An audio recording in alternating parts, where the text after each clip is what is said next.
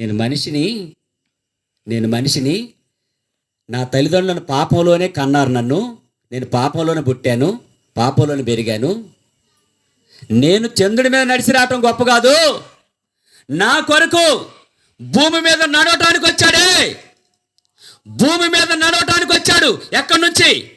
పరలోకంలో మహిమను విడిచిపెట్టి మానవ రూపాన్ని దాల్చుకొని మనిషి రూపాన్ని దాల్చుకొని నా ప్రజలు నశించిపోతున్నారని, నా ప్రజలు శపించబడుతున్నారని, వారి పాపంలోనే చచ్చిపోతున్నారని, వారి పాప బంధకాల నుంచి వాళ్ళని విడిపించాలని, వారిని బాగు చేయాలని, వారిని స్వస్థపరచాలని, వారిని విడిపించాలని నా దేవుడు పరలోకం నుండి వచ్చిండే, భూమి మీద నడిచిండే. ఆయన గొప్ప అని చెప్పిండు. ఆయన గొప్ప. అర్థమైందండి? ఆయన గొప్ప.